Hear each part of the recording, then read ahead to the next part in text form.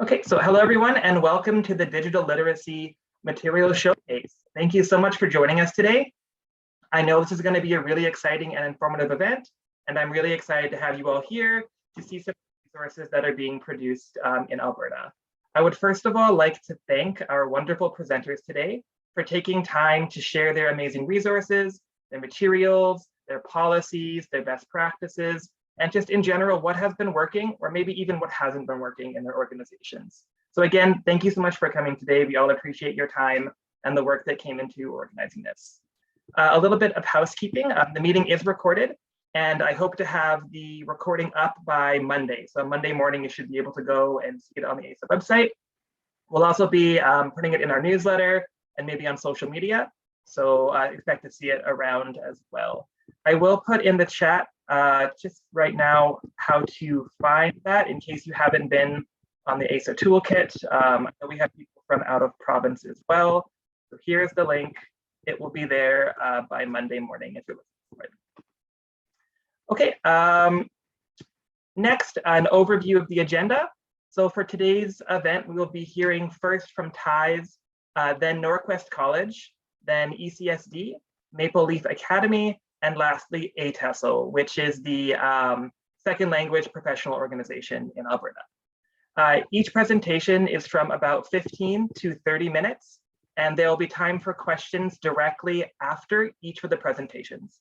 So after this first TIES presentation, there is time for questions. And at the end of the presentation, at the 3:15 mark, there will be time for general questions as well, if you have anything you want to ask as well. We will be monitoring the chat, so feel free to put questions into the chat and we'll try to circle back to them later. And if there's some we can't get to, maybe some of the presenters will be willing to answer them asynchronously as well.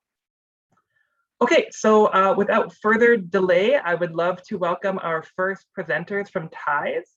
We have Christine Doe and Arina Kopiel, and they'll be presenting digital literacy, digital literacy at TIES. This presentation will look at Newcomer Introduction to Newcomer Introduction to Classes Online, NICO, and Computer Access for Literacy Learners CALL programs offered at TIES, and the role they play in supporting language learners to study and work online. Thank you so much. Thank you, Daniel. Give me one sec. I'll share a screen. And we'll go from that. Okay. It's good to me. Here we go. Okay. We'll start with the first slide with Christine. Okay. Yeah, Christine. All righty. Wonderful. Thank you very much. So, hello everyone, I'm Christine, and with me today is Irina. So we are from TIES, which stands for the Immigrant Education Society, and TIES has multiple resources to support students' digital literacy. So some of these resources predate the pandemic, and some were actually built in response to the pandemic. And today we're just going to tell you about two of our programs that have made a big difference. Next slide, please.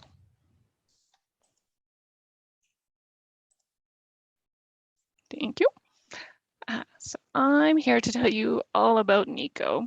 So NICO is an orientation to online learning. It's perfect for students who are taking an online class for the very first time, or perhaps they're just nervous about online learning and they want to improve their skills.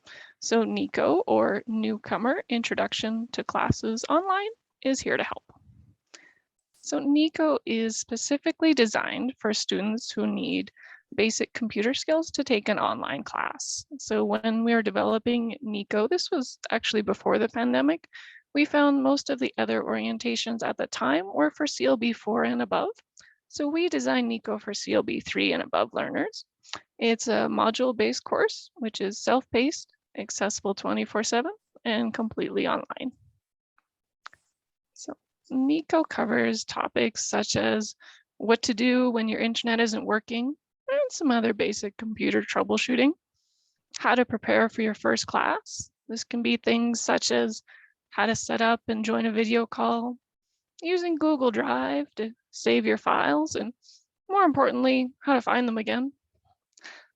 Email and video etiquette, very important, because emailing your teacher is different from texting a friend.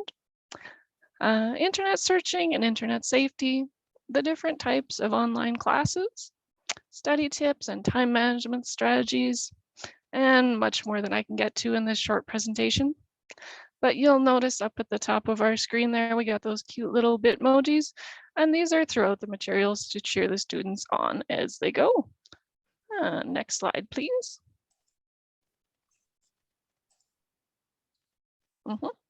All right, so the course has 6 modules, and each module includes the vocabulary definitions, because there's many new terms when you're learning all about computers.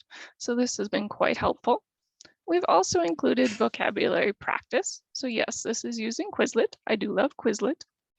And learners have the opportunities to practice this new vocabulary terms and build up their confidence as they go. And the content itself is highly visual. So there's many short videos throughout the modules with a transcript underneath each one. Those words in blue are actually the words found in the vocabulary list. We, of course, are trying to avoid pages of text, and even more text. So these videos were certainly just a more interesting way to learn about the content. So in each module, there are practice exercises and an assessment, but really an assessment is more daunting than it sounds like. So students really can try the exercises and assessments as many times as they need to succeed. The feedback is instant, and we're trying to provide more information than strictly right or wrong. This is really encouragement to try again and just suggestions for improvement. We really want the students to have a positive experience in NICO, so they're looking forward to their next online course. Last slide, please.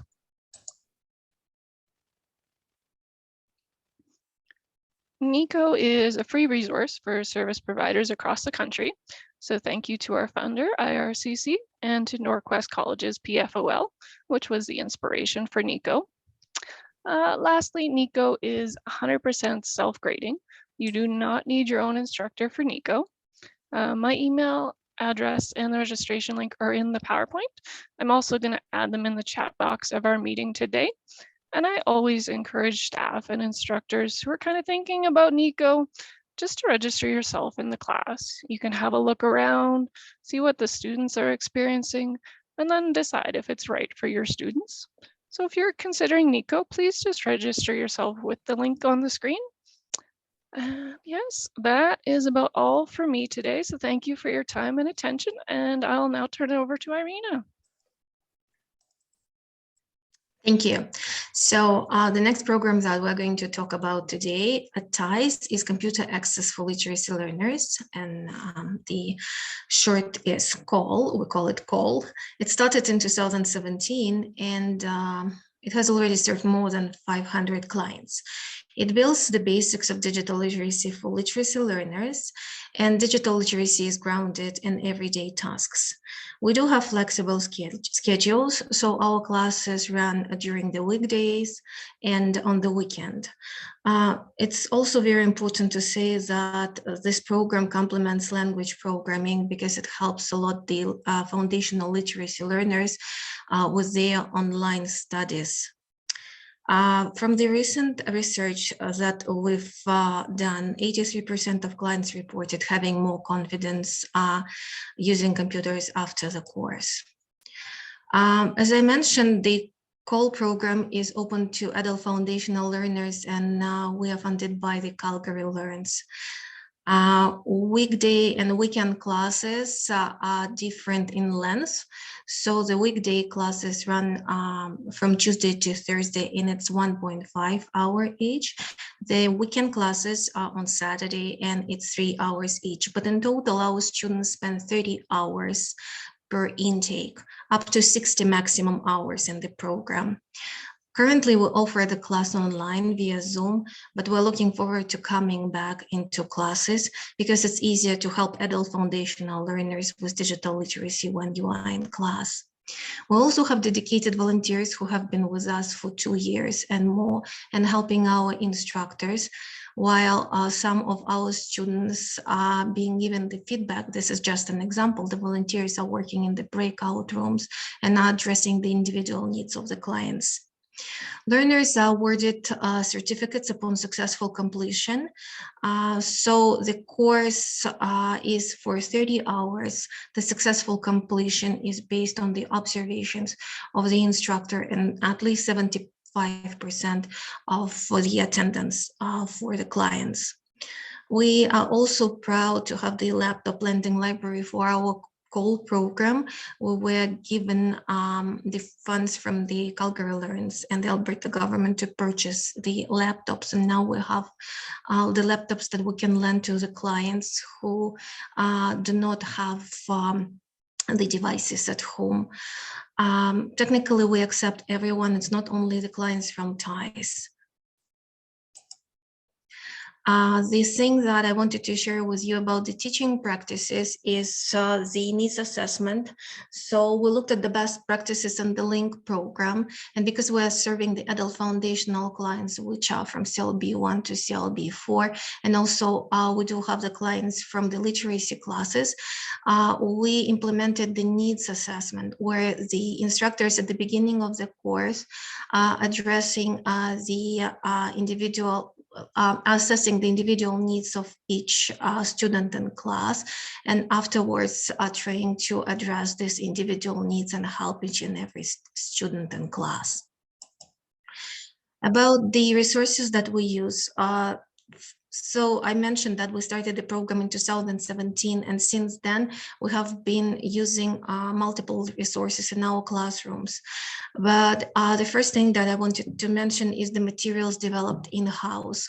So when the program started, we had some funding to develop the curriculum, and we still do use some of the materials created those days in 2017 in our classrooms. We also use the materials developed by the Literacy Center of Expertise, and I wanted to show you one of the videos that we are using in the classroom. And to do that, I will need to stop sharing and reshare the screen again, because the link seemed not to work when we tried to test it at the beginning of our presentation. Sorry about that, but I'll try to make it work. So one of the resources developed by our Literacy Center of Expertise refers on how to join the Zoom class, or how to install Zoom on a computer. Let me give you the chance to see a piece of it. Can you hear? Yes. Yeah, good. Hello. Today I'm going to teach you how to install the Zoom application on your computer. Watch this video on a family member's or a friend's phone or computer, and follow these steps on your computer. Ask a family member or a friend to help you. Press the pause button at any time to stop the video while you do each step.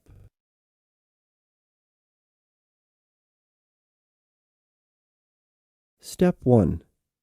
Find Google Chrome or another web browser on your desktop. Well, I'll stop for now. And again, while I'm sharing the screen to continue my presentation, I would like to mention that these digital resources have been created for the adult foundational, literacy foundational learners.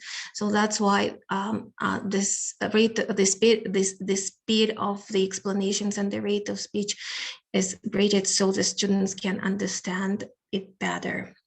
So we are also using the course book by the Librarians Learning, Welcome to Computer for ESL students. It's proven to be a good resource and a good support for our students in the COL program. We're also widely using free online resources like the Typing Club and Learning Chocolate. I also would like to say thank you to the Northwest College. I know that Marina is here today. and for developing the resources for the basic computer skills. It helps a lot. So we are widely using it in our classrooms. To conclude my presentation today, so we've been serving the clients since 2017, and we do recognize that digital literacy nowadays is essential, as many everyday tasks depend on digital proficiency. It's much more crucial right now to help our adult foundational learners to master their digital skills rather than before, even before the pandemic. The world is becoming more digitalized and all the time, and many everyday functions within the society are mediated through the technology. We're happy to provide this class for our students and the students who come to us from other organizations. And we are welcoming the new resources and would like to thank ASA for inviting us today to share the knowledge about our program with everyone who is here today. Thank you. That's everything from me. Thanks so much for that. So we do have some time set aside for questions. So if you would like to raise your hand, unmute your microphone, or type in the chat, feel free.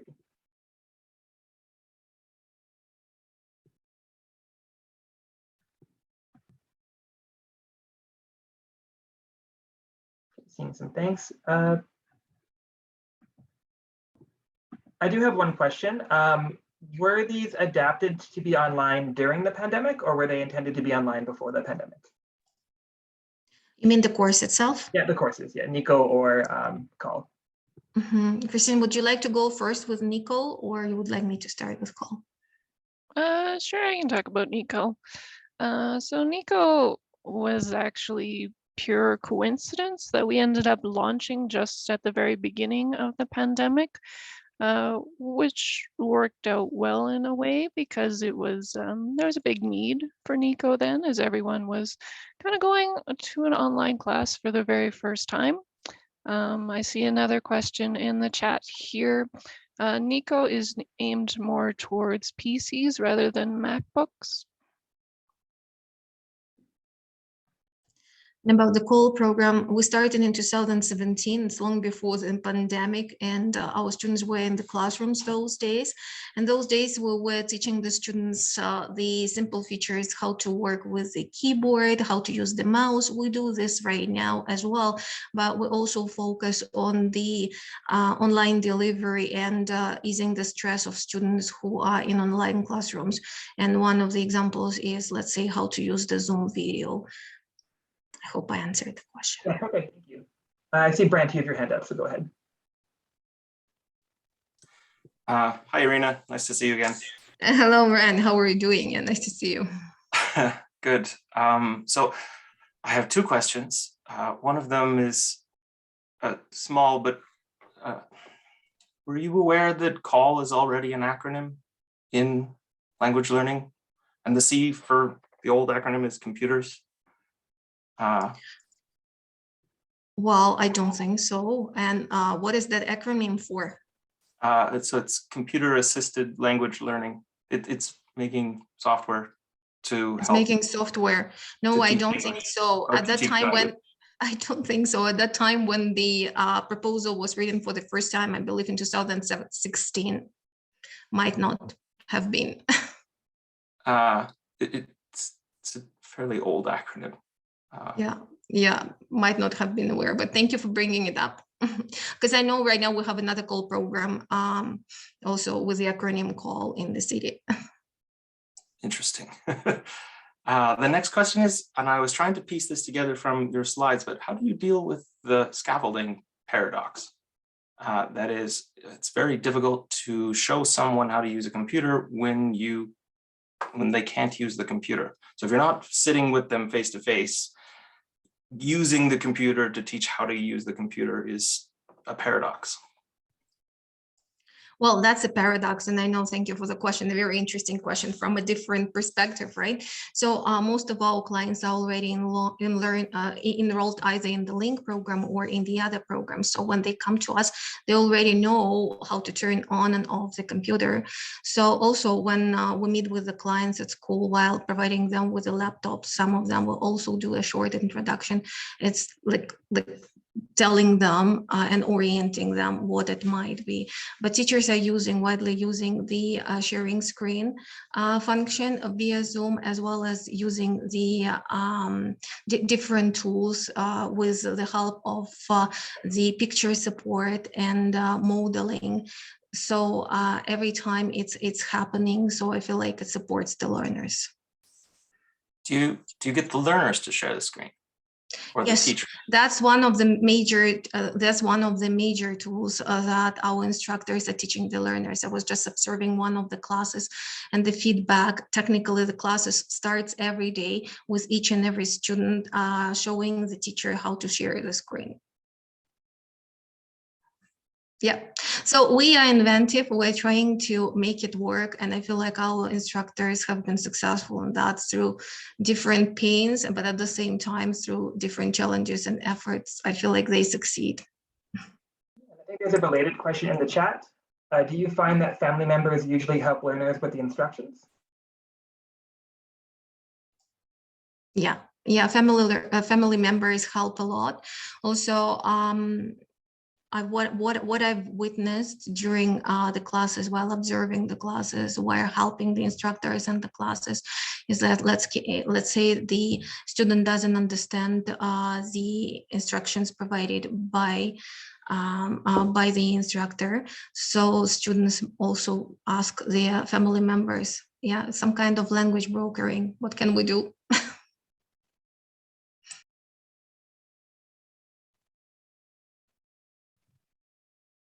I'm not seeing any more questions, but we do have one more minute. If anyone has something else they'd like to ask or put forward. I would like to ask Brand if it's possible to provide me some information about the CALL acronym. Would be great to know. To learn more. I first heard it I was trying to think back, it was probably 2005. I started reading papers that had CALL in it describing software. I can post some links. Okay. I've seen as well. Yeah, that's interesting to know. Thank you so much. Thank you so much, Karen and Gabrielle. Yeah, thank you so much. It was a really great presentation, and I think we're all excited to use it as well. Okay, so I'm just going to take 1 second to switch over and introduce our next presenter. So our next presentation is Basic Computer Skills, Digital Literacy, and WEBSAFE, Resources to Support Newcomers, Digital Literacy Needs. This presentation will delve into 3 online courses developed to assist newcomers to Canada with different aspects of learning and living in a digital environment. All 3 courses are research-based and aim to support a range of newcomers' digital literacy needs. The courses can be used asynchronously or with the support of an instructor in the classroom. Each course can be accessed and used either through the Norquest website or downloaded as SCORM packages for use in the learning management systems.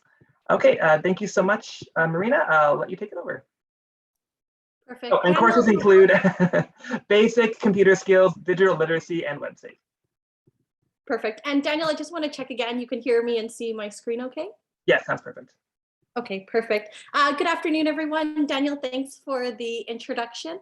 I'm going to go up until about 2:20 talking about 3 different resources that Norquest has developed to help with digital literacy needs. Before I begin, I'll just talk about how I use these resources in my support role.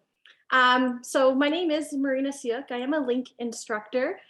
Since the pandemic, I have been helping both students and instructors with digital navigation, as well as online teaching and learning pedagogy. I can't do this presentation without talking about the digital literacy support assistants that I work with.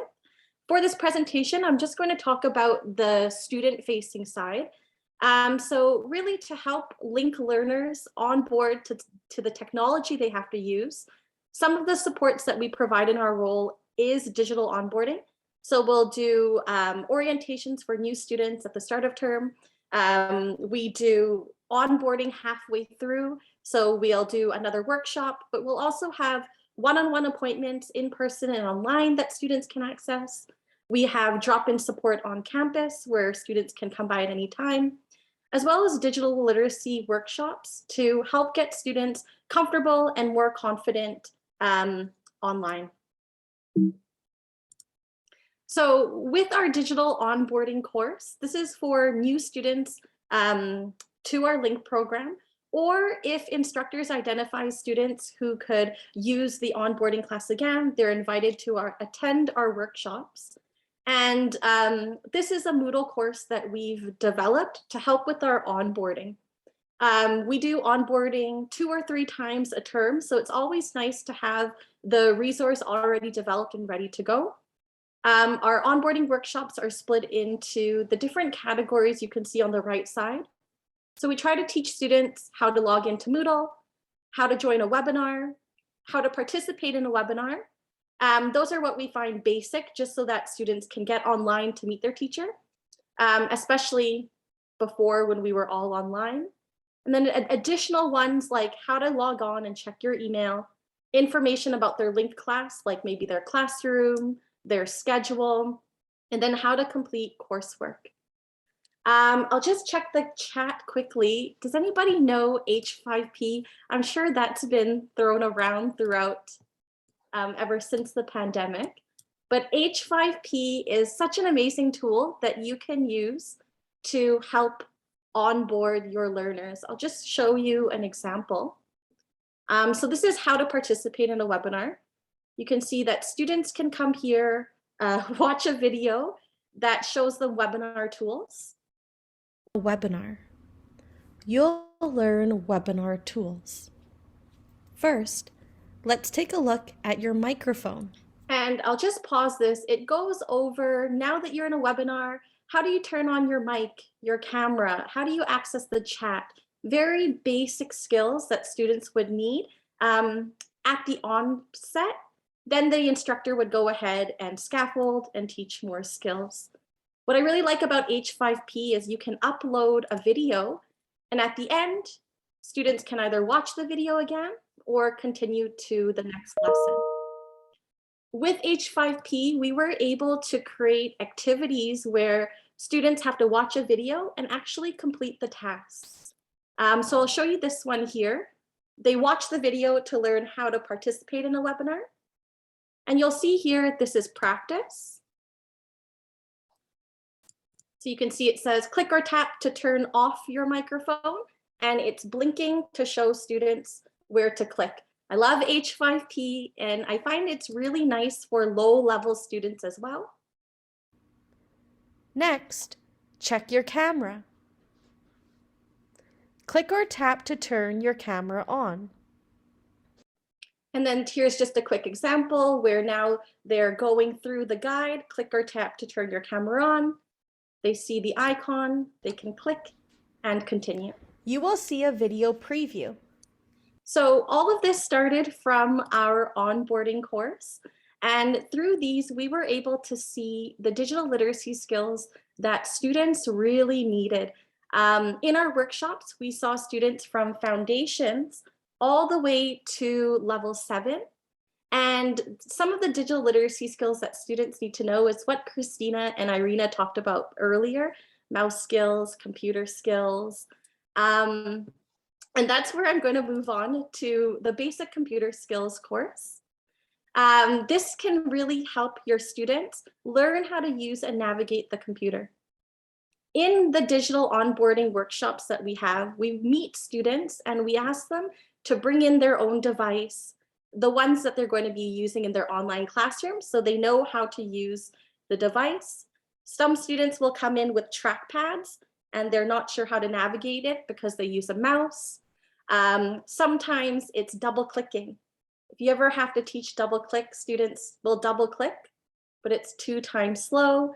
So, you know, teaching how it's like a knock at the door when you're double clicking. So the basic computer skills course was created to help practice these skills. Students can learn how to use the computer, how to use a keyboard, how to use a mouse.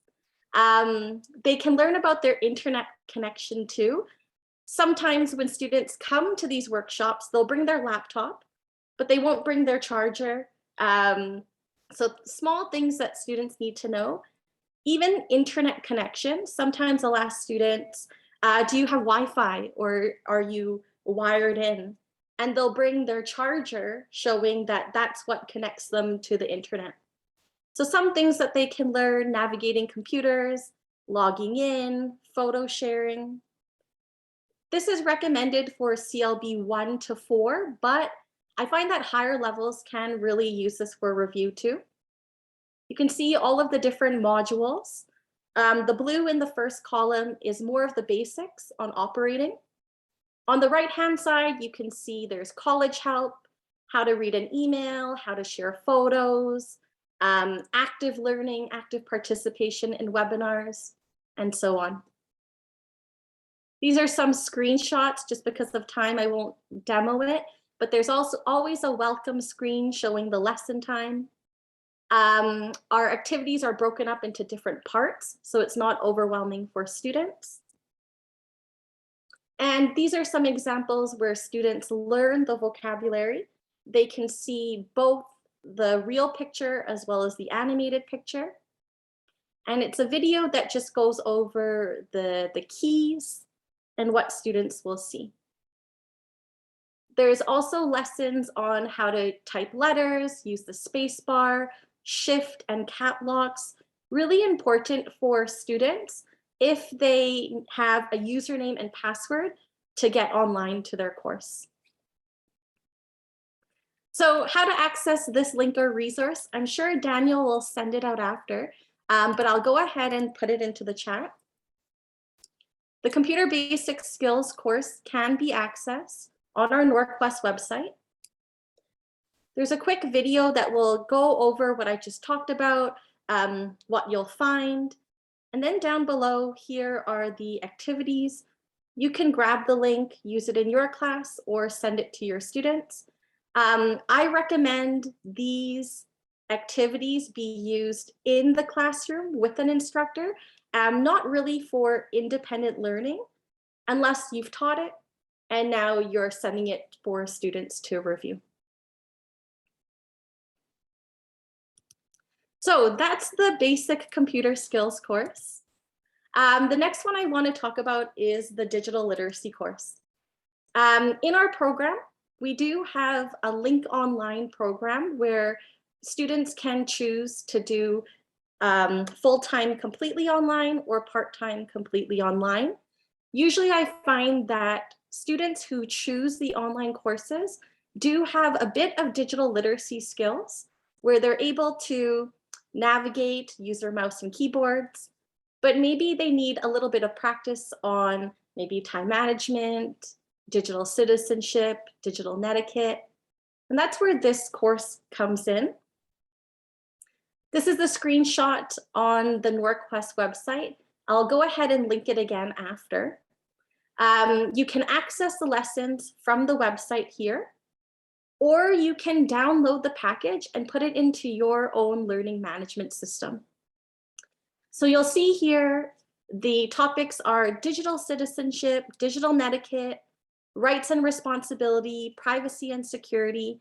So naturally through these topics, you can see that it is more fit for higher level learners. So I recommend this for CLB 5+. Let me go ahead and show you how it will improve performance in online courses. You can see here, this is an example of what the package looks like.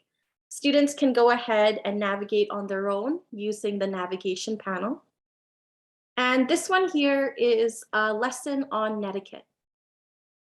The lesson goes ahead and starts off with learning objectives. So students know what they're going to look at, defining netiquette, describing the importance of netiquette in online communication, and some rules for email communication and discussion boards. A lot of what students will do in the classroom online. You can see that there's video lessons for students to watch. This is how to write a professional email. And then activities that follow to make sure that students understand the concept. So here they watch the video on email netiquette, and now they're asked to read the email and see if it follows the rule. You can see it's sparkly sunshine girl at yahoo.ca. Hey teacher.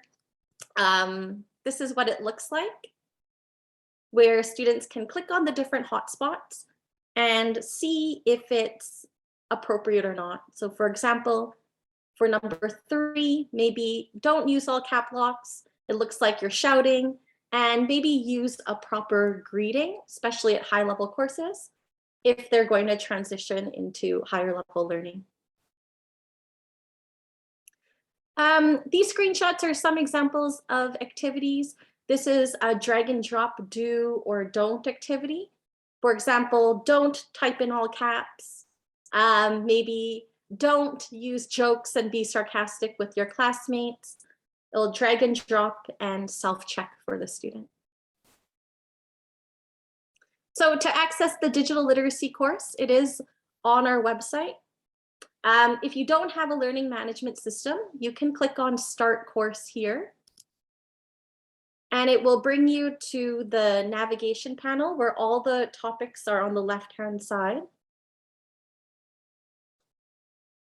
You can see there's rights and responsibility, a quiz, privacy and security. Here it's taking a look at your digital footprint, creating strong passwords, how to stay secure, and so on.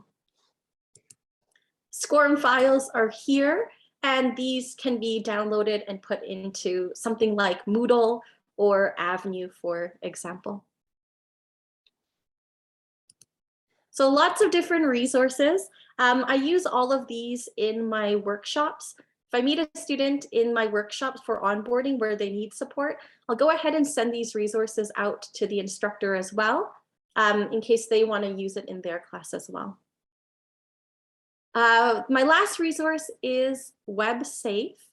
Going back to when I'm doing my digital onboarding with my students, or I'm calling them on the phone for tech support, I find that a lot of the times I'll call the students and say, hey, it's Marina from Norquest. I'm here to help you with your password reset.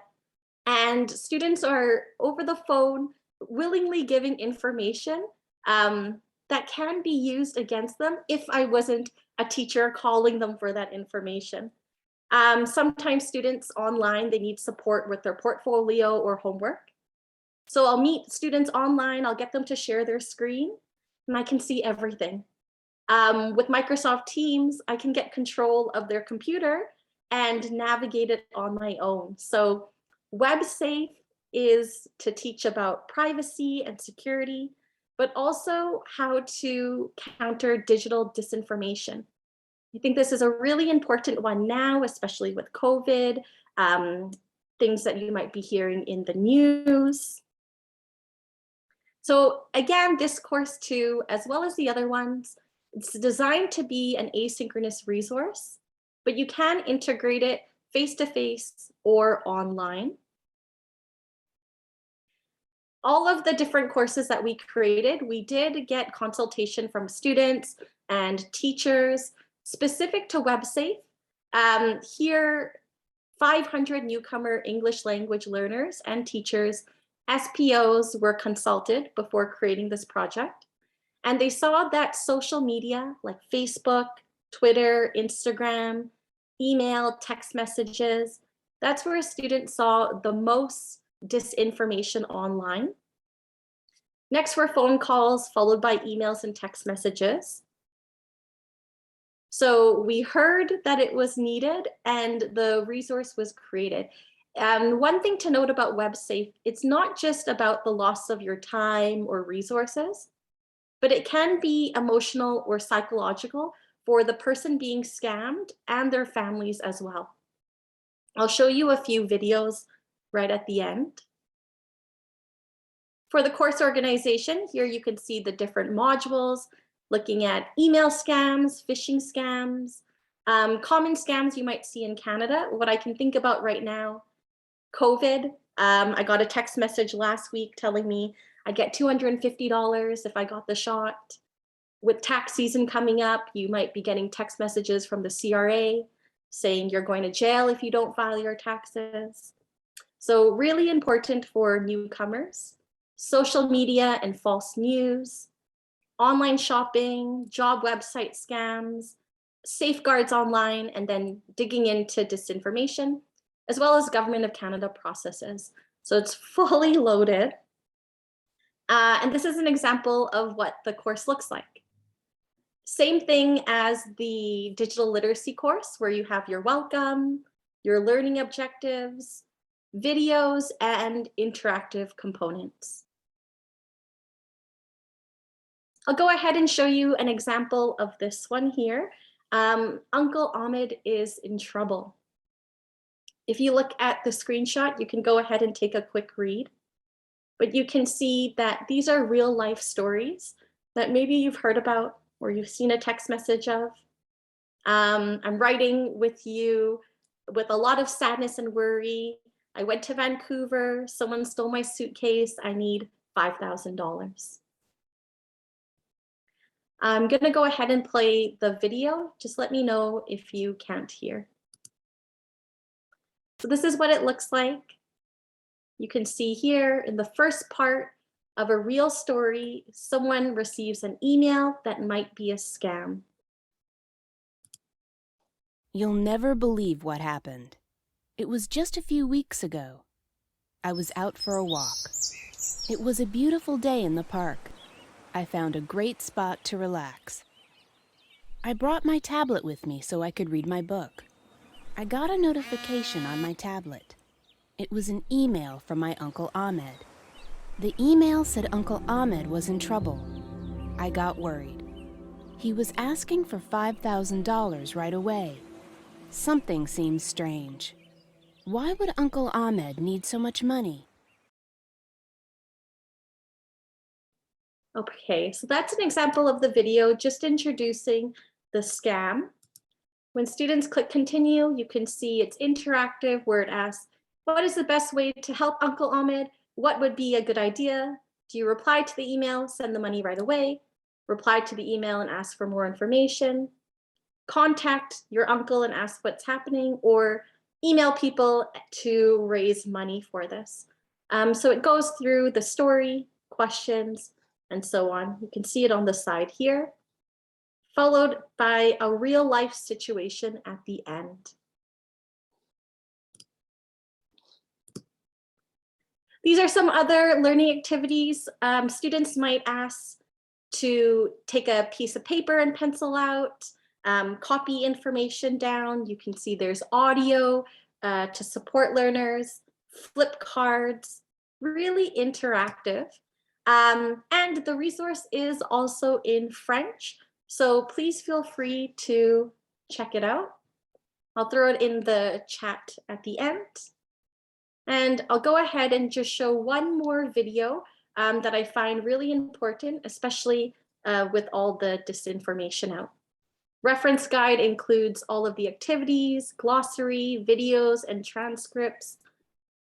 And if you want PBLA activities, you can always email websafe@norquest.ca. So I'll just leave with one more video. And this is on social media and false news.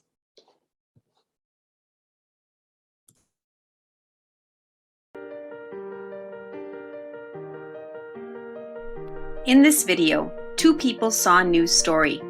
They reacted in different ways. One person stopped and checked if the information was true. The other person didn't stop to check. That person shared without checking if the story was true. What happened? Virus cure.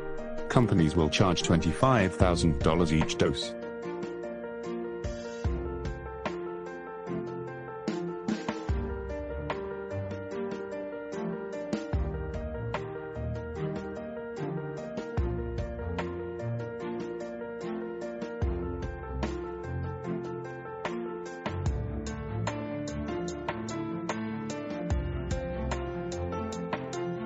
Perfect. So I won't play the whole video for you, but it kind of goes through those that stopped and checked. They went ahead, Googled it and made sure. Those that didn't stop and check automatically shared it. So what's the consequence of these?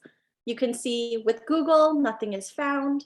With Facebook, you get angry, people reading the comments, sharing it out, disliking it, and so on.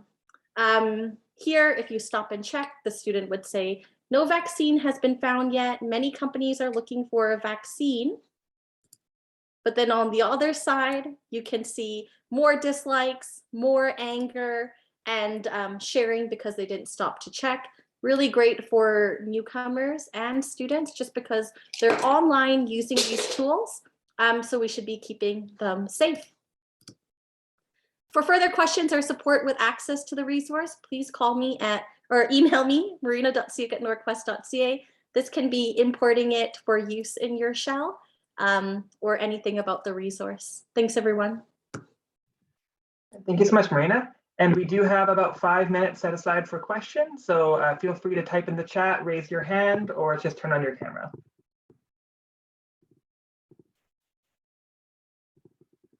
And great job, by the way, Marina. Really appreciate that one. Perfect. I'll go ahead and throw the link in the chat. I can see that. And all of these links will be attached to the video on the ASA website if you don't have time to copy them down today. Perfect.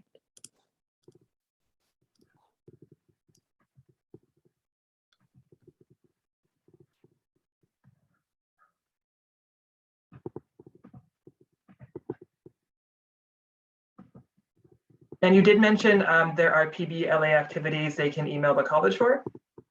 Yes, the PBLA activities, there are for CLB 4 to CLB 7.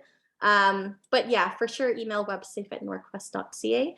One thing that I did forget to mention for the basic computer skills course, right now we are storyboarding to get out a few more activities.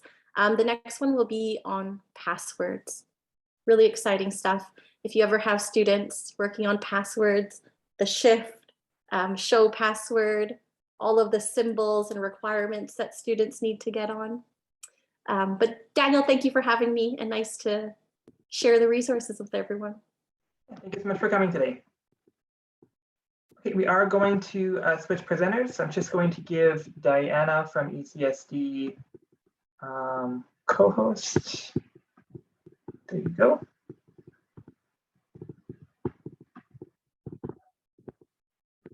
Are you there, Diana? Awesome.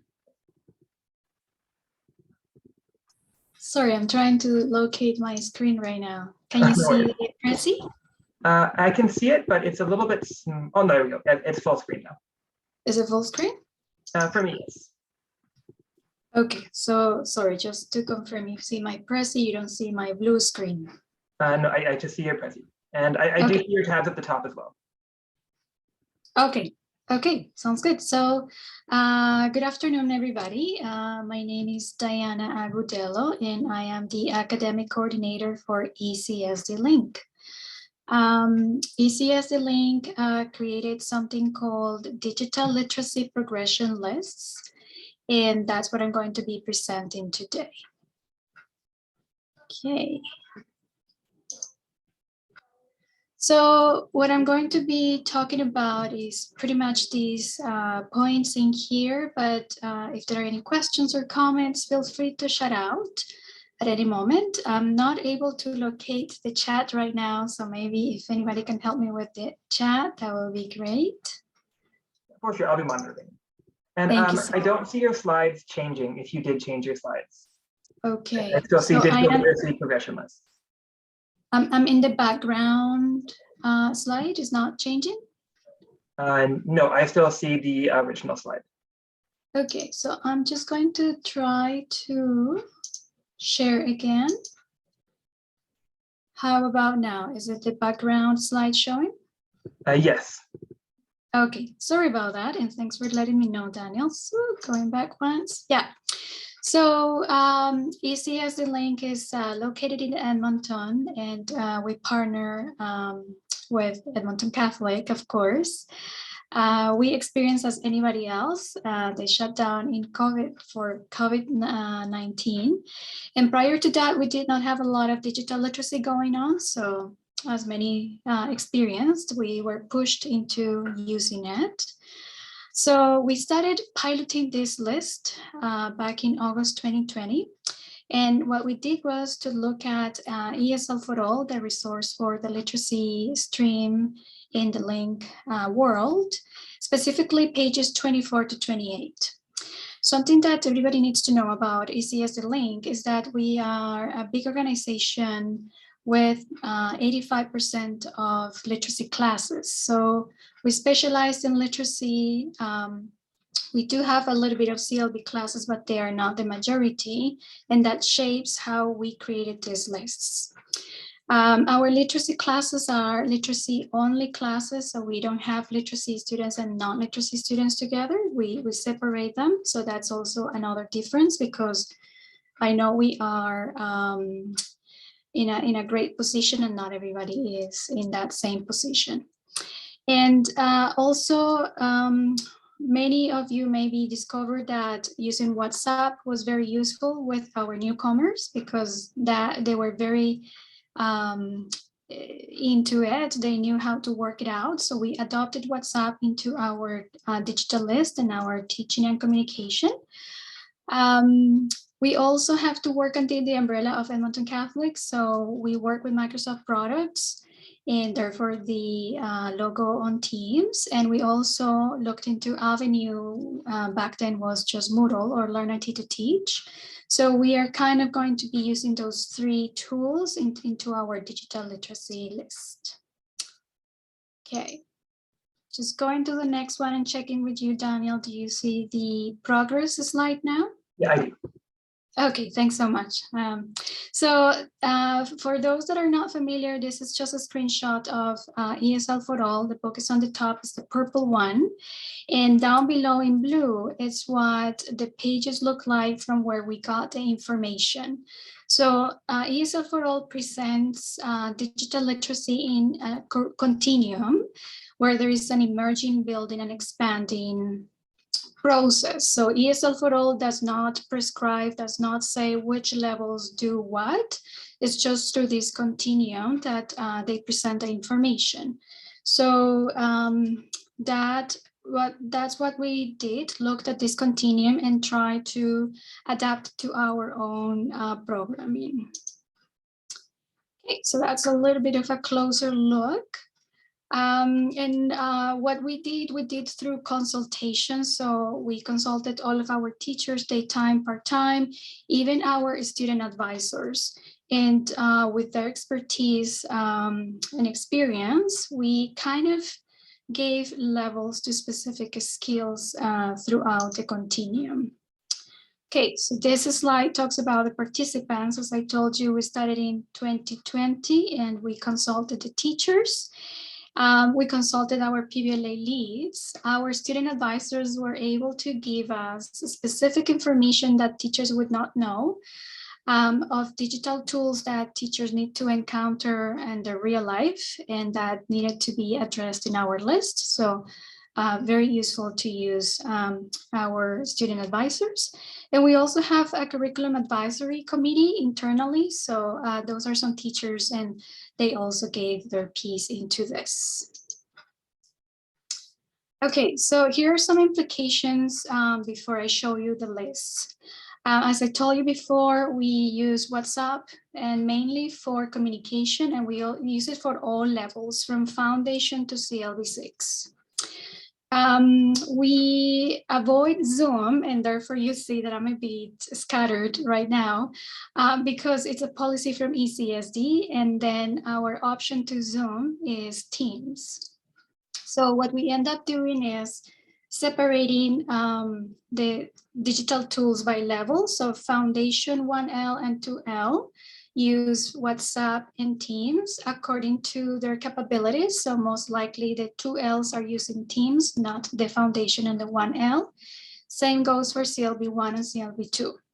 The rest of the levels, the 3L, 4L, and CLB3 to 6 are using Avenue as the learning management system, along with WhatsApp, but just for communication again. So our intention is that by creating this list, our program will have a direction throughout the pandemic and after the pandemic. So there is no plan at the moment to change our lists, because that's how we create them since the beginning. Okay, And the lists, or the digital literacy progression list, is divided into 4 categories. And again, this comes from ESL for All, pages 24 to 28. You will see the categories are color coordinated. And they don't have a specific order, but in the lists, they are in this order because it's paper, and that's how we have to put them.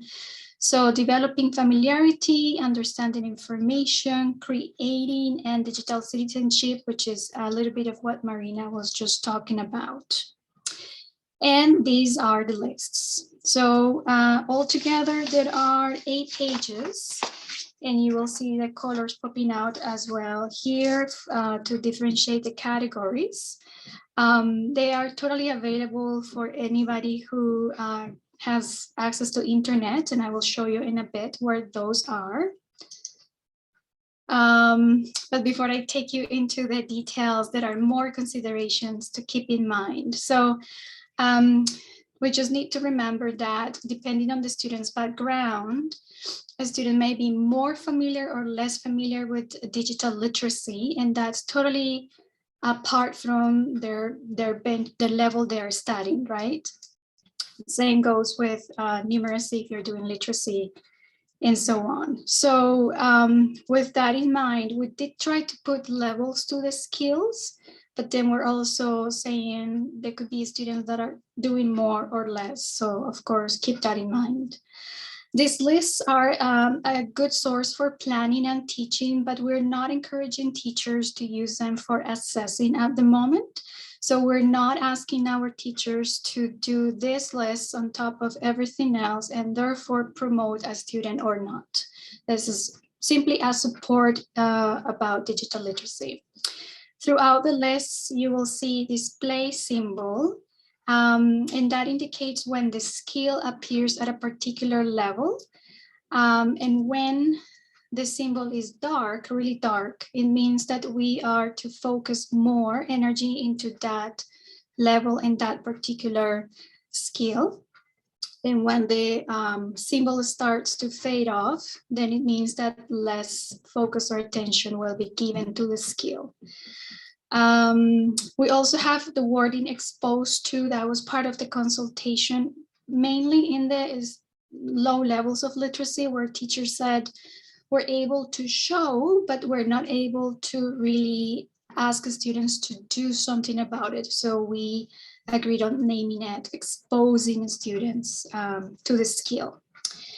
And you will also see an asterisk throughout the lists, and this is indicating when we use video conferencing in online classes or in face-to-face classes. So again, this list we are using in face-to-face classes, and then the video conferencing we leave up to the online classes only, which we have a couple of. I hope all of these make sense and you're not kind of dizzy with the jumping here and there. So this is just one page of the first category of the list, developing familiarity with digital technology. You will see on the left our levels from foundation to CLB6, and the skills on the right part. This category is mainly getting to know the vocab of digital literacy and getting students to use it. And the lists are accounting for smartphones, computers, laptops, Chromebooks, and yeah, any kind of cell phone. Okay, so that is just a look of that, and I'm looking at the time, and I'm gonna go ahead. This is the second category, understanding information with digital technologies. In here is where you will see more where our different levels are using different tools. So you will see that we have WhatsApp, Teams, and Avenue.ca.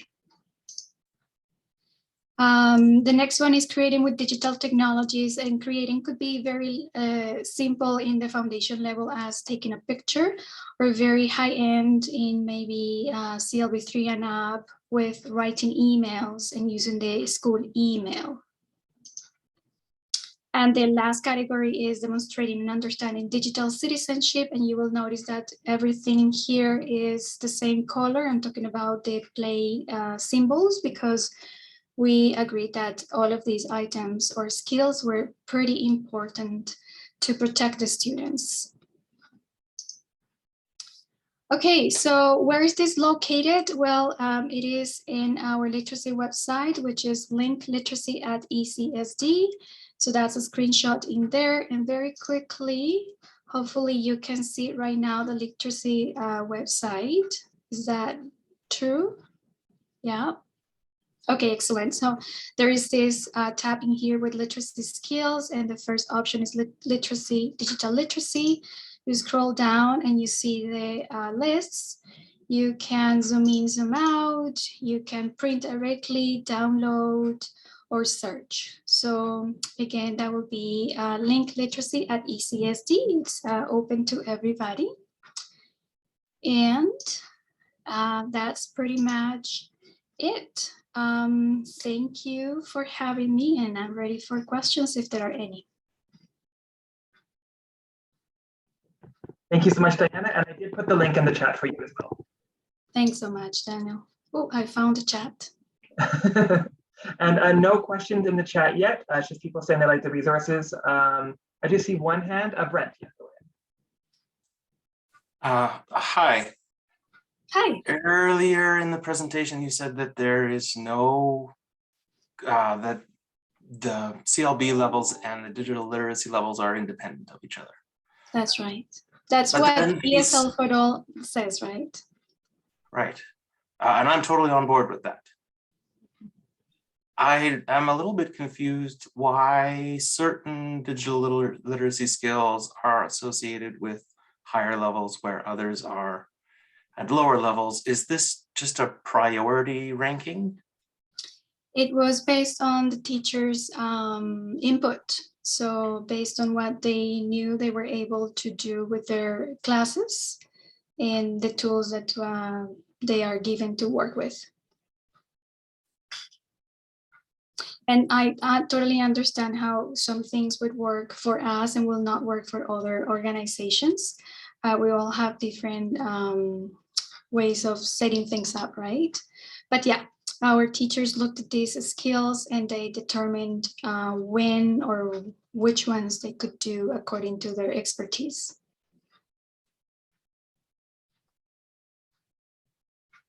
Does it answer your question? Kind of, but I'm still confused as to how I could use these 4 colored documents. Okay, so as an external organization, it could be just a start point of seeing, okay, they are doing emails starting with levels this and that, or this is how they're doing the foundation levels, how they are involving digital literacy with the foundation levels. I don't know if you have literacy in your program and so on. So it could be as that. Again, our setups are different, so it will not transfer as it is, but it could be also an idea of what a benchmark potentially could look like if you want to at your own site.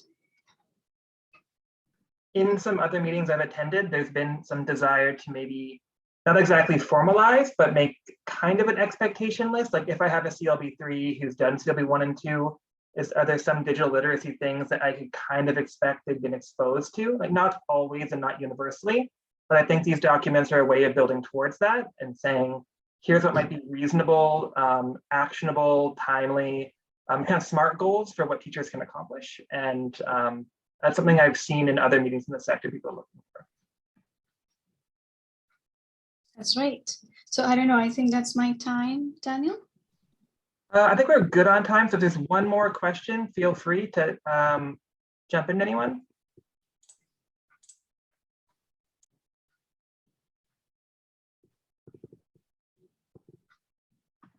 Not seeing anything, Diana. Thank you so much for your time today.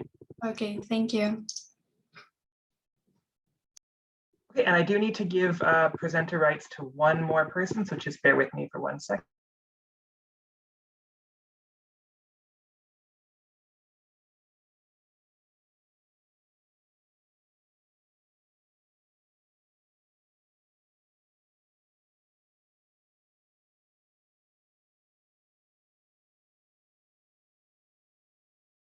Thank you so much, Maple Leaf Academy. The three should now have presenter rights. So if everyone would like to share their screen first, please go ahead.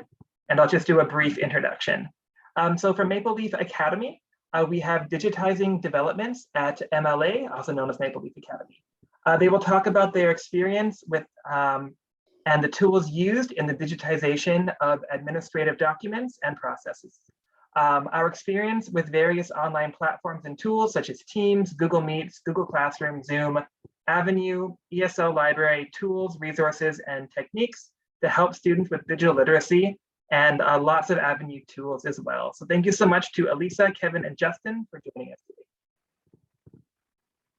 Great, thanks, Daniel. I just want to confirm, do all three of us have the presenter capability? You should, yes. Okay, great. Okay, so I'll start us off by just sharing my screen here. And put this in presentation mode. Oop, that didn't work. Oh, there we go. Okay, so I think the first point that I want to make is this, that with Kevin and Alyssa, what's been great in working with them is that not only have they been adapting to this new environment of, you know, just everything being online, but it's like they've embraced it as an opportunity. And I feel like that's a great sort of motto to embrace, is that we're not just surviving this, we're not just adapting, but we're actually striving and thriving through this new environment. And I know for myself, I've been able to embrace that mentality of just using this as an opportunity to get better, to develop my skills, and just create new ideas. And so it's been great to work with these two, and you're going to hear a lot from them pretty soon. I'm just going to be providing a brief overview of what we've been doing at Maple Leaf Academy. So Avenue has been our go-to platform in terms of supplementary material and PBLA portfolios. So Kevin is our Avenue lead. He is at stage 3, and he is a mentor and a material and courseware developer for Avenue. So he's a very important person here at our school, because he's constantly providing support and training, both for students and teachers. Our HighFlex program, which I've presented a few times now, and if you're interested in seeing that presentation, it is available on the ASA toolkit. So our HighFlex program has gone very well. We started implementing that soon after the COVID-19 pandemic started. So back in 2020, spring of 2020, and by July, we had our first HighFlex class, and it's been going well since. Of course, there was a learning curve, but it is a program that we have now in all of our classes. So all of our classes are currently HighFlex. And definitely, if you do have questions about the HighFlex program, please feel free to reach out to me, and I'd be more than happy to answer questions or even provide a sort of presentation for your own school or SBO. Tech skill development for teachers and students. So we have had several PD sessions for our teachers, as well as orientation. What we call it is a digital literacy orientation for our students.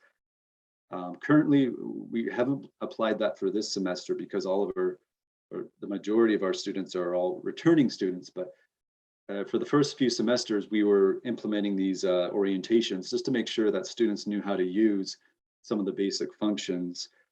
For example, you know, how to mute yourself, how to unmute yourself, how to share your screen. I mean, that's a little bit ambitious for some, but it's a very helpful tool for those that are able to do it. And we had all sorts of instructional documents, pictorial documents that helped students understand some of these concepts and tools, particularly on Zoom. That's the primary platform that we use for our classes. And you can see here, I have a list of some of the, or most of the platforms that we have used or experimented with. So Zoom, like I said, is our primary platform. We use that for all of our classes. Teams is our primary platform for communication within the staff, so it'd be among staff members. Our students don't really access any of the Teams tools. Alyssa has been excellent in leading this out and just digitizing all of our processes and our documents, putting them on Teams, creating different teams, and just helping teachers along with that process. Google Meets and Google Classroom and Google Shared Drives. We did use those a fair bit, and we still do use those. However, they're kind of taking a back seat to the Teams platform. And that's kind of the direction that we're going in. However, they were quite beneficial. And one thing that I do appreciate with the Google Classroom feature is that it connects well with ESL Library. So you can actually directly share your ESL Library content into your Google Classroom.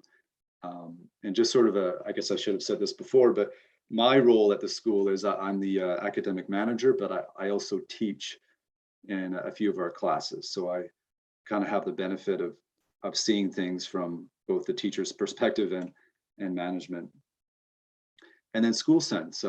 SchoolSense is basically our database. So we store student files, attendance, progress reports. Currently, we use SchoolSense for that.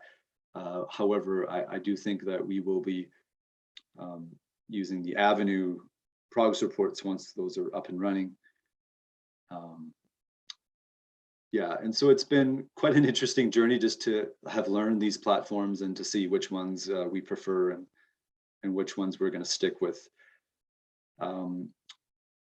Alyssa will be touching on this a lot more, the digitization of our documents and processes. So we have had things like our wait lists, our sub request forms,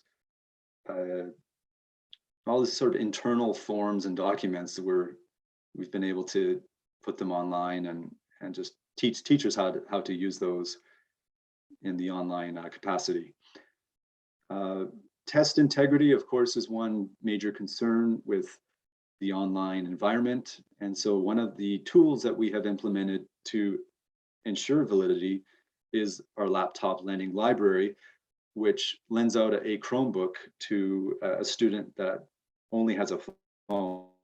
In this way, they can do the test and be in the Zoom call, and the teacher is able to view them, as opposed to just using a phone where the video will shut off when you're opening documents on the phone. And so that's been a helpful addition to our school. And then ongoing on IT support. So we have hired a IT support analyst, and he provides ongoing support for our staff and students. And he makes individual appointments with students or teachers as the need arises. As well, Alyssa and Kevin are providing probably just as much or even more IT support because they're just constantly communicating with teachers, responding to emails,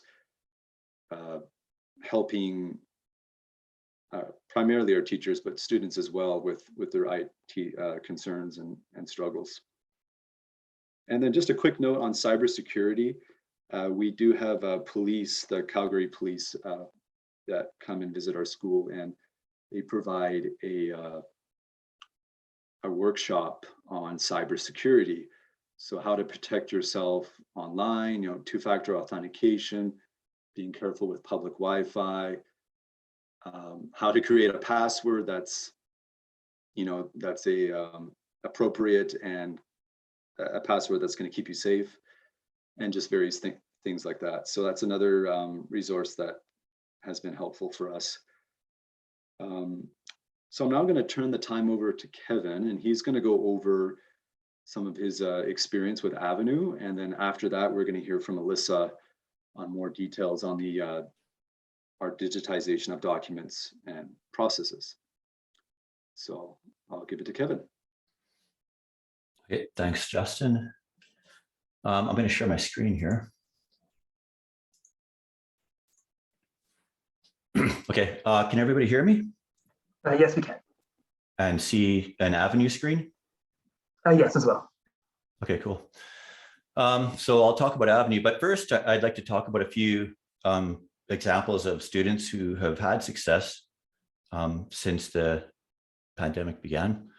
I remember a student who, I guess I met her quite early on, and she was on Zoom, but she wasn't able to get on Avenue, and because she couldn't use her email to find the link that would get her onto Avenue. And so we had this conversation, and I remember it was quite frustrating for both of us. And it went on for a while. We tried a couple of times, and eventually we were able to get her on Avenue. And now over time, she's developed quite a bit of skill. And so she does things like attaches pictures of assessments that she's completed and emails them back to instructors. So she's made quite a leap. And last time I talked to her, she said she loves Avenue, whereas before she only wanted to be back in school. So that's quite good to hear. I had another student who she couldn't get on Zoom even, or when she was on Zoom, she couldn't mute her mic or turn off her camera or turn it back on. So, and she was quite frustrated with that. Obviously, it's quite frustrating when you can't do what you think you need to be able to do to participate in class. But now she gets on Zoom, and she asks permission to share her screen sometimes so she can show something. Or she shares a screen in a breakout room to help other students or to lead a conversation. So it's her competence and also her confidence have both increased with by getting digital skills, and also partly because of the platform. We're online, and I find a lot of people have they're more comfortable once they develop some skill, they're comfortable with being online. So that was quite good to see. One skill that isn't always brought up immediately is dealing with audio. But a good thing about being online is students have the ability to record their voices on Avenue, and it's there for you to look at as an instructor and provide feedback on. And they can provide several examples, so you have more samples of their speaking than you would in an in-class environment.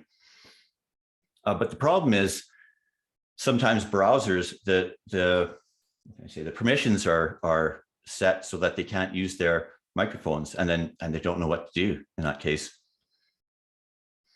So I've been able to go with students using Zoom and a screen share and open up a browser and show them how to check the settings, go into the privacy site settings, and then the preferences, and enable their camera and their microphone, which is a pretty useful skill.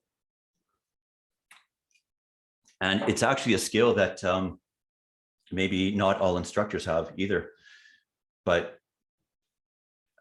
that they probably should have, because if you have a learner who can't perform a task because they're unable to use their browser, and the instructor can't provide assistance, then it's going to be quite a frustrating class. So, but it looks like people are catching on to that. I've talked to quite a few people about that, and they're comfortable about doing it. So audio is quite useful, and use it all the time. Remote access, I'd like to talk about that for a sec. I have students who they know about remote access now. They'll ask me to get on there. Can you get on my computer? Can you control my computer and help me figure out this problem? It could be a navigation problem or something wrong with the browser. They can't get on Avenue or something like that.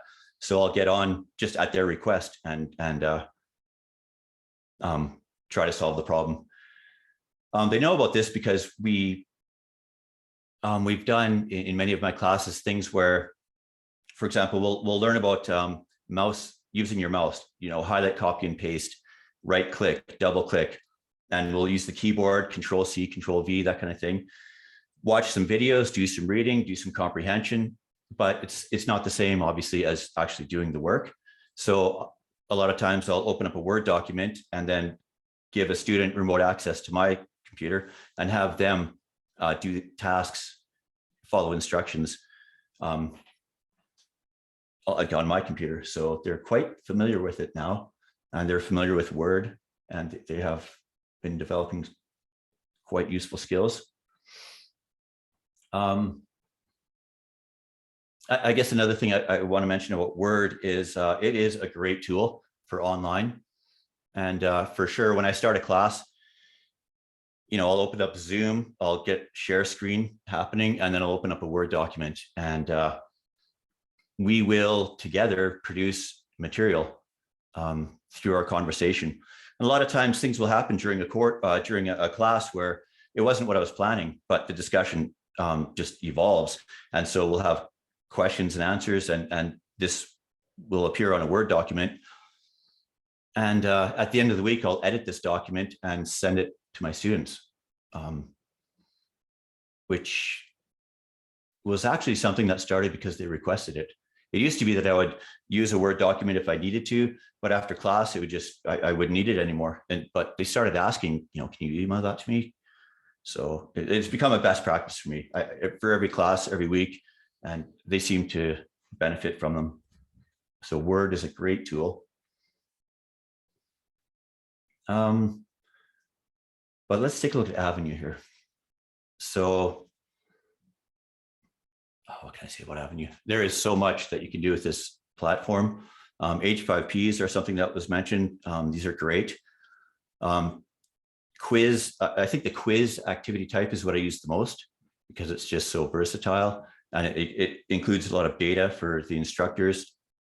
You can provide feedback. You can have it auto collected to the e-portfolio, which is another feature of Avenue that's been developing over time and being constantly updated. And you might say that the e-portfolio is one of the best features now of Avenue. But let's take a look at a basic activity. Okay, these, you might recognize this. I'm just gonna make this a little bigger.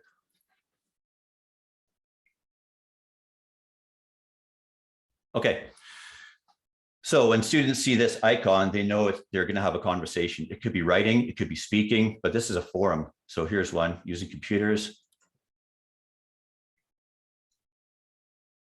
So a little image there and then some text, right? People are increasingly using computers for work, business, and fun. Please consider the following questions and share a few ideas. So a few things for them to think about. How often do you use a computer? What do you do on your computer? And would you like to develop your computer skills? Okay, some instructions to click on this discussion topic and start a topic.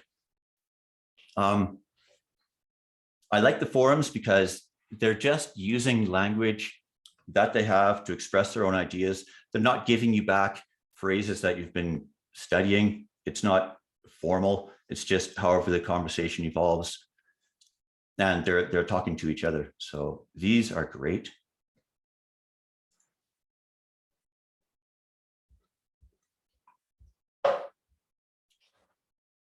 This learn to type, this, I'll just click on it, show it to you. This is a free typing page. And so I usually set this up with my students because typing is an important skill. And more so now, I think people should learn to type. And, we've had discussions before where you're online, everything's online, and you're doing a writing assessment. And so what are you assessing? Are you assessing the writing skill or are you assessing the typing skill, right? And so what are you going to do to solve that problem? Maybe the idea is that you should just bring everybody into school for their assessments and then they can write. But that's not always going to be possible. And it's not always going to be the best idea because you know, what if you're learning emails, for example? Sending emails is a digital skill. It's a common thing. People need to know how to do it. So there's different ways you could do it. You could get on Word and create a mock-up of an email template and give it to students, and they could write the participants and write the subject and just write everything and give it to you to correct. Or they could get on a computer and log in and type up their email and email it to you, which is obviously a lot more realistic. So basically typing is necessary. It's a necessary skill. So I provided this here right at the top. And that's another thing that I like about these forums is you're typing, you're learning how to type. Sometimes I assign speaking, if it's a speaking class, instead of just typing, I want you to say and record your voice, but these are quite useful. These icons, these are always going to be a quiz, but there's different types. They have different, there's multiple choice, matching, short answer, essay. There's so many different kinds. I find them quite useful for vocabulary. And one of the things about English that I, recognize is that it has a huge vocabulary. But it's not that you need to learn so many words, but rather that you need the words that are used, not the words that you find in a thesaurus, maybe, for example. So I put a lot of vocabulary. Here's vocabulary here, vocabulary, vocabulary. A lot of my activities start with vocabulary. So a typical one, I'll just show you what it might look like.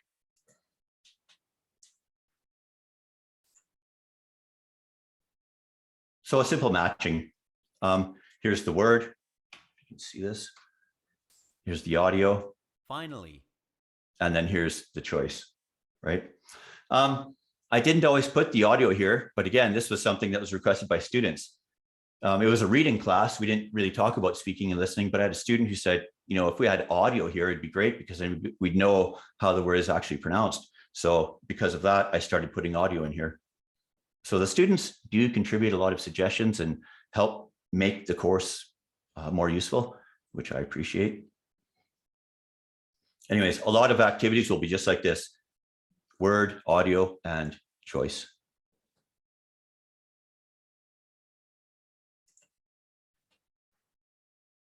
So after you've done a vocabulary activity, then you might do a reading, listening.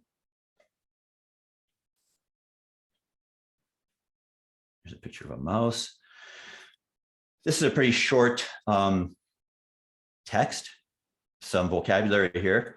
And I'll often have students read it a few times, read it as many times as you want, and then do these questions.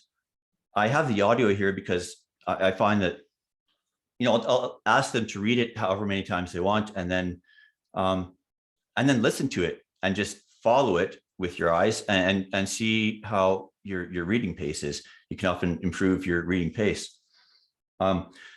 This was also something that I had students commenting on. I had a student who was a pretty good reader. Her comprehension was great. After I started adding these audios, when we had our midterm conference, she mentioned that her reading speed had really increased because of the inclusion of this audio. So from then on, I've just been putting them in many of the reading activities, except for the assessments, of course. So you could have multiple choice. Sometimes there's more than one answer. Sometimes you have to do it. So use your mouse to highlight, copy, and paste the verb in the following sentence. So I'll have students who just drag this, copy it, and paste it, which is the right, you're kind of doing the right thing, but it's a mistake, right? Because you only want the verb. So you can change this. Get the verb, copy it, paste it, and get the right answer. So I always tell them, if you get the wrong answer, don't go on until you get the right answer. So you'll get a little penalty, but it's better than zero. Here's another one. Use your mouse to highlight, copy, and paste the blue word in the following sentence. So the blue word is red, right? It's not blue. So you copy that, paste it, Okay, a lot of students will get this wrong, right? And then there'll be a conversation. What's the difference between the word red and the red word, or the blue word and the word blue, right? So spend some time talking about that. Okay, here's another one. Use your mouse to highlight, copy, and paste 3 words to answer the question. So Sally and Amy are eating pizza. Who is eating pizza? It's Sally and Amy.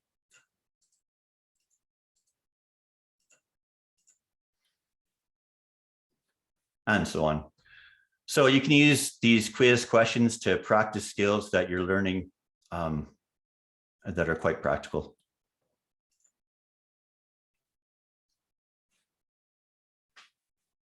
Okay, let's see. I have a lot of stuff here, but not a lot of time. So why don't I show you this?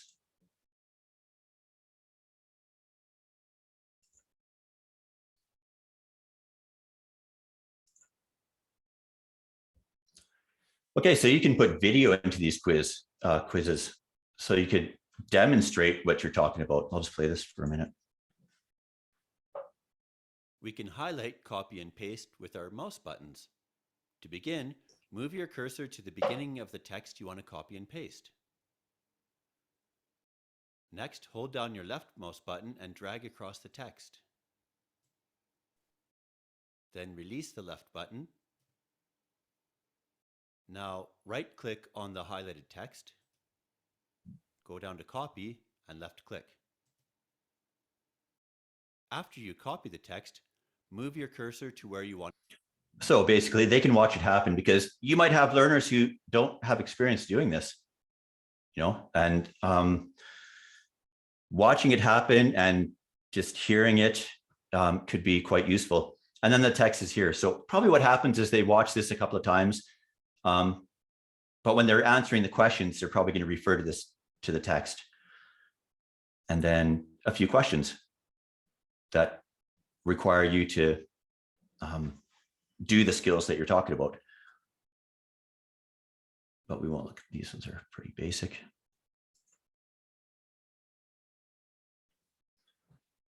So you're using a mouse, you're highlight, copying, pasting. Eventually you may get to an assessment. Let's take a look at this one. So this one, you've got your competency area, you've got your statement here, the question, just introduce yourself. What do you like? What are you interested in? What do you dislike? And drag and drop a picture to this assignment. So we would have covered drag and drop by this time, obviously, because a lot of students, it turns out they're not sure how to drag and drop things. Your submission status is right here. And then this is going to be the scoring rubric. And you can, this is all adjustable. You can edit this however you want. You can change the score. You can have less columns or more if you want. You probably recognize some of these statements, right? Follows most spelling and punctuation conventions, for example, describes likes and dislikes relevant to the topic. But you can edit these. There's, I think by default, like 10 or 11. We probably don't need that many, so delete some. But you could change the wording too. So instead of demonstrates it developing control of simple structures, you just make it simple structures if you want to, depending on, it's up to you what you think your learners can handle. And you can add a new one. So able to upload an image, drag and drop or search for a file. So the students know what they're getting graded on. They come in, add a submission. The question remains. And then this check mark. So this submission is my own work, except where I've acknowledged the use of the works of other people. So you're going to have to check this. If you don't check it, you're not going to be able to save the changes. Even if you do some typing, even if you upload an image, you're not going to be able to save it. This is necessary. This is in the interest of academic honesty and promoting, it's not just digital skills, it's being a good digital citizen. So we want people to become aware of that. Students eventually expect to see this and check it, and they know what kind of behavior we're expecting. Okay, so. Thank you so much, Kevin. Those are really, really interesting, but I think we are going a bit over time, and I think we do have one more from your organization as well. Thank you. Those are really good ideas. I was writing them down. Super interesting and helpful. In particular, I really love the making them use their computer functions to input information instead of the classic click button, click button. It's a really good idea to think about all the different ways we can be making them expand their digital skills and things we assign. Right. Thank you so much, Kevin. Sure. And yeah, thanks, Daniel. Actually, a quick question. How much time do we have left? I should have asked that before. On the agenda, it was until 3 o'clock, but I believe we do have some extra time baked in. Okay. I'll just take a couple minutes really quick just to share. So as far as management side, we thought we'd give a little preview of management on our end, and I'm going to share my whole screen because I have many tabs open, and so I won't go into many of these, but I will go into, so one thing that we did introduce, and okay, never mind. One thing that we did introduce was Google Forms and various Google Forms, so visitor sign-ins. I wanted to show you my our Google COVID checklist, which was something really cool that our literacy teachers actually showed in our classes. And I'm just going to stop. But we had students that would not even touch a tablet, and so the literacy teachers actually went through the checklist in class with the students on a tablet, and they were able to get the students to fill in a form similar to this. Another thing that we've done is we've used Teams. So we've had to use Teams, and we've created approval requests for teachers. So you can put in an approval request, which, sorry, my computer is not working well. We've also implemented an incident form where if there's an incident on site, online, we have teachers fill this in. So the other day we had a medical emergency, so teachers filled this in, and to support all these different documents, what we've done is created these how-tos. So how to submit a request for a substitute teacher, and just making simple PDFs with graphics, which I absolutely loved.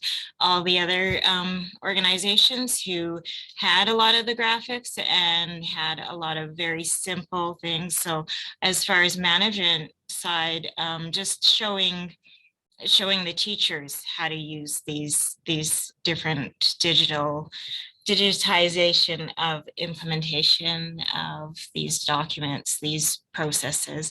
And so I know every organization is different, but you know, we've used everything between Google, Teams, Slacks, all of that.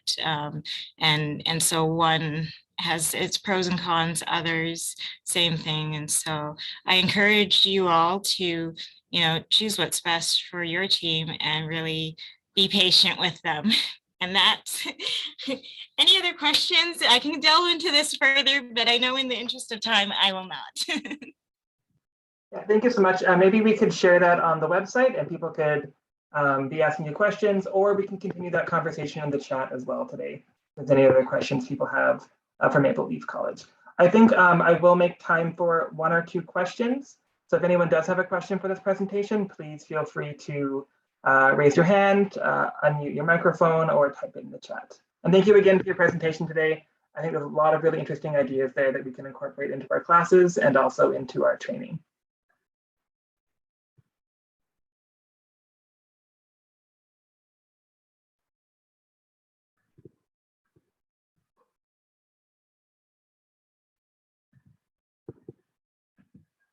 Okay, thank you so much, everyone. And thank you again to our presenters from Maple Leaf College, Alyssa, Kevin, and Justin. We do have one more presentation today from ATESL. And if you're not from Alberta, that is the English Teachers Association of Alberta.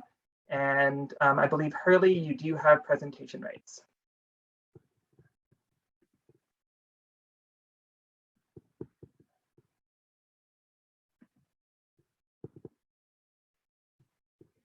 Am I sharing my screen, Daniel? Yes, you are. Perfect. And Okay, I will give thank a brief introduction. So this is the 8 TESOL best practices, digital literacy, also known as technology and online learning on the best practices project. So thank you so much for sharing this. Thank you. Yeah, good afternoon, everyone. And thank you so much, Daniel, for organizing this particular session where we can gather and discuss about the digital literacy contents. So on behalf of the 8 TESOL Best Practices team, my name is Hurley, and I am presenting to you today the newly revised 8 TESOL Best Practices document and at the same time resources. So if you can see, I am directing you to the main page of the 8 TESOL website. So whether you are a member or a non-member of the 8 TESOL, so you are more than welcome to open and access the content of this particular web. So the project that we did is under resources, and then you just simply click the best practices, under which you can find a short introduction of what 8 TESOL best practices aim for, specifically including the 15 themes, and at the same time the other parts of the contents which are very helpful for teachers, for admin, for volunteers, and so on and so forth. So if you have time, we really invite you to please check out the 8 TESOL website and go to 8 TESOL best practices, and you can find there some wonderful like contents regarding the statements of best practice, and at the same time the history of this particular best practice document, and at the same time resources. So in case your members of the team or organizations are not around, we also provided here some short video introduction of the 8 TESOL best practices. So you can simply share this one to someone who was not able to attend the presentation for today. So below this, you can find the introduction, as I mentioned a while ago. So just feel free to browse and check what this is all about, how it started, and at the same time, how the transition happened, because this particular revision started also during the onset of the pandemic in 2020. So both Sarah and I, and together with the rest of the team of the 8 TESOL best practices, really worked hard to also gather some inputs, not only from the 8 TESOL members, but to those members of the community who have been so generous in contributing their pieces in terms of the practices that they have in their community. And then we also have to consider them into this so that the practice would be meaningful in terms of the response to the community and at the same time to the expectations. So I'm just scrolling down. And because for the lack of time, so just feel free to just browse on it. So what you will be expecting in this newly revised document, aside from the original best practice statements, there would be indicators, vignettes, supporting resources, and interactivity. So I'll just directly go to the 15 sections. This session that we are doing now is concentrating more on the technology and online learning, but I would just also to kind of promote that aside from that particular sections, you can actually browse each section of the 8 TESOL best practices if you're an admin, teacher, counselor, facilitator, or volunteer. So program learner support staff, CLB and PBLA, curriculum instruction would be a go-to section. In the same manner, so if you are also a program that runs not only for LINC programming, ESL or EAL, you are more or less related to employment, another go-to section of this website is the skills and language for work. And of course, putting into consideration the inclusion pieces. So if you are supporting a lot of diverse learners, so there would be inclusion pieces as well. So let's go mainly to the topic on technology and online learning. And Harley, as you are the last presenter, feel free to run longer as well. You are the last presenter of the day, so if you do need to go past your allotted time, no worries at all. Okay, sure. Yeah. Thank you, Daniel. So yeah, I am directing you now to the technology and online learning, as this is the main topic of our session. So once you're on the main page, you just simply click technology and online learning. And from here, you will see the introduction. And what is nice about this revision that we did is we added also some interactivity. So when I say that, like for example, what I am demonstrating here, When we say safe or other terminology that is used in the content, it's simply pop in rather. So this particular description of that word that is technically used probably in the document or has a different meaning other than the meaning that you are used to be acquainted with that particular word. So this is another interactive tool that we have added in this document. And then down further, this is the first part, which is the statements of best practice. So the statements of best practice, as already mentioned here, somehow we educators, so program planners, curriculum developers, sometimes we get that notion that how am I going to, so to align my practices, where am I at in terms of my practices, and at the same time, whether I am carrying out the practice that is meaningful, not only in my own practice as a teacher, but also responsive to the needs of our learners. So that's why we come up with these statements of best practices so that each of us here who are attending, we will be somehow guided on what is the content, how to kind of check and balance what do we want to apply into our own practices in the classroom or whatever ESL environment that we are in. So under the statements of best practice, you can click the arrow down, and then what you are seeing is a list of indicators. So how do indicators work? They are responding to the main statement of the best practice. In other words, if I am a teacher, I have to see to it reflecting my own practice, whether, again, I am, so making it really a safe practice, a welcoming practice for my learners, and at the same time following all through those changes that we have adapted so far from the face-to-face to online transition. So you can simply browse on this one and see also your own practices, where are you at? If you are, if you are currently doing, then it would be a good sense of, affirmation to you as a teacher or a program planner, given that you are carrying out the practice. If you are not, then this would be, as I said, this would be an aspirational guide for every teacher or planner to see where you are at so that you can somehow, not to correct, but rather modify the practices so that you are more or less responding to the needs of your clients and at the same time to the expectations of the community. So I will not go farther on this. You can simply look at how we tailor the best practice together with its corresponding indicators. So there are 11 best practices under the technology and online learning, down to number 85. And I believe there were a lot of good presentations a while ago in terms of the netiquette, in terms of WEBSAFE, and many others. So that will also, those are also captured in this particular best practices statements. Now, the other parts of the best practice document is this inclusion of the vignettes. So vignettes is just simply a narrative that would more or less, so describe a practice that is applied in a variety of contexts. So say, for example, whether you are a beginner or an experienced teacher and you would like to see, so read a narrative of how the teacher overcomes such a challenge in the classroom. So you can simply click whatever vignette that you would like to read, depending on what level of LINC, students that you are working with, or ESL students, or so on and so forth. So say, for instance, I would be clicking here on number 1 vignette. So you will see here the narrative. The teacher is simply telling here a story of what happened in a classroom. And then if you can see here some of the green colors highlights, these are some of the resources that the teacher employ into his or her classroom so that the challenge can be overcome and at the same time the expectations can be met. Okay, so it's a good way also to see our fellow, educators, or how they do the problem solving in their own classroom, and somehow we can get idea, and then we can also apply this into our own practice. And there are a lot of vignettes that you can find.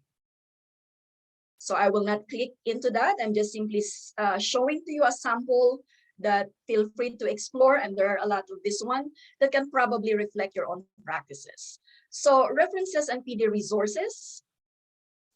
This will provide, aside from the professional development, this could also be an added further learning, for both teachers, researchers, and whoever is interested to open this document. And the same function, if there is an arrow down, you just simply to click, and then you can see here a short blurb that we have added, and then also this link where you can access this particular document. And down further, the same. So if you're a researcher, a program planner, curriculum developer, this would be a go-to section for you to add on some references into what you are currently doing now. And I will go, if, for example, you don't like this particular page, you just simply click back. And then you go now to resources. I think I would focus more on the resources, since majority, I think, here are teachers, educators, or facilitators. And I know that when we started this online, transition of our learning in whatever digital platform that we use, there are a lot of challenges that we encounter sometimes, with less or no supervision at all from IT support and all that. But we manage, so we manage the transition from face-to-face to online learning.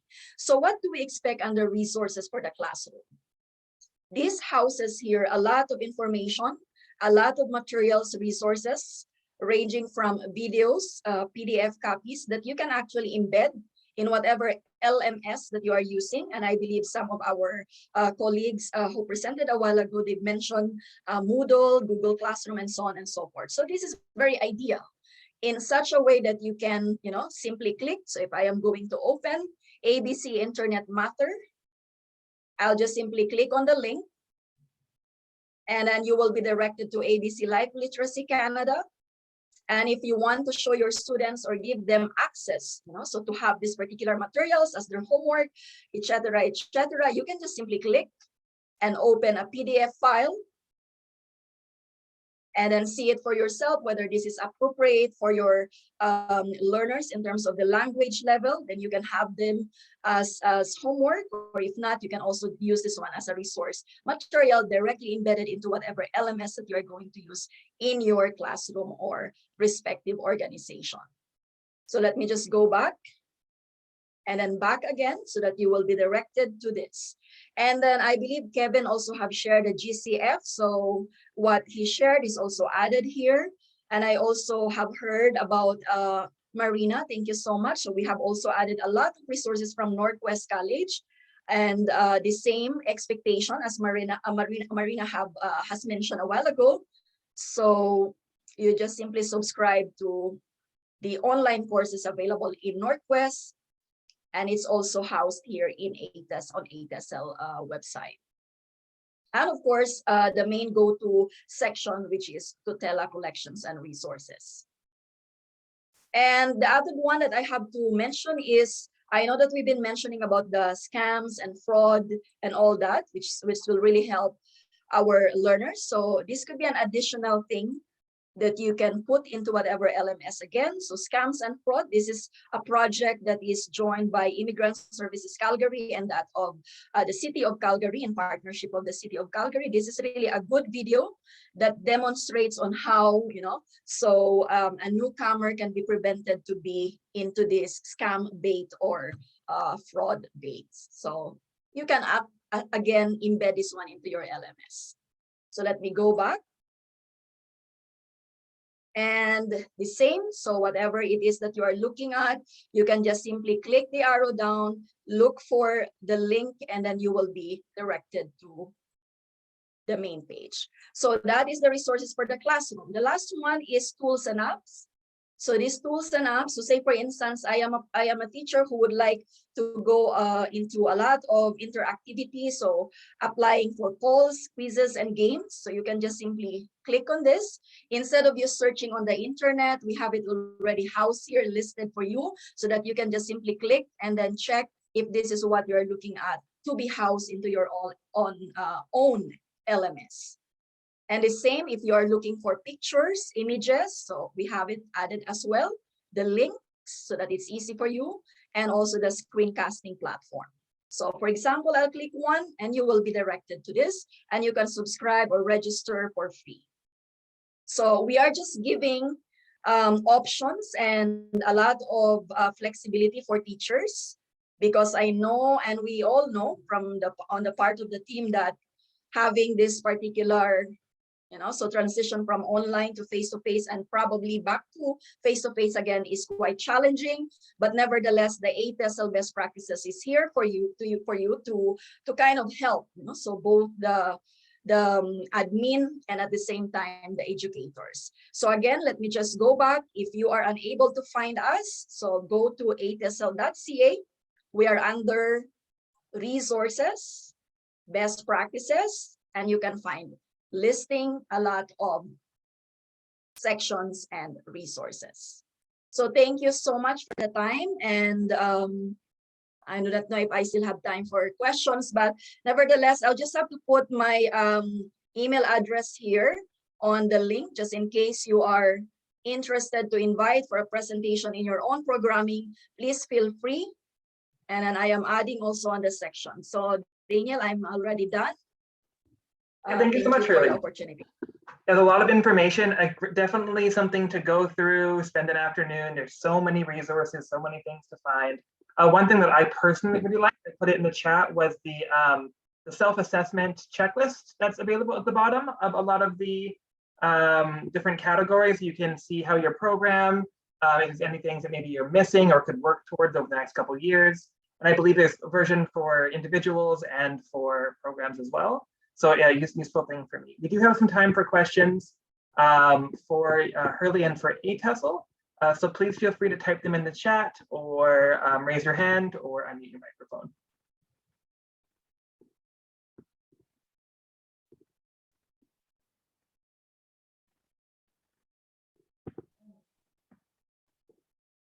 Just seeing a lot of thank yous, great presentation. Thank you so much.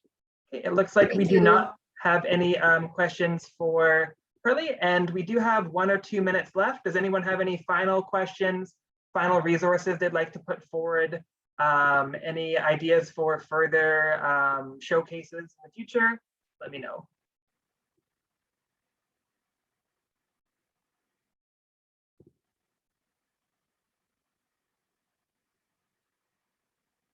Just seeing a lot of great thank yous. Okay, everyone, that is our time then. I hope you all enjoyed this come together to share digital resources. Everything will be, any links that were shared will be in the ESOL Toolkit version of this presentation. So again, thank you for your time. Thank you so much to all the presenters for coming and sharing their information. And it's great to learn from all of you. So have a great weekend and see you in the future. Thank you, everyone.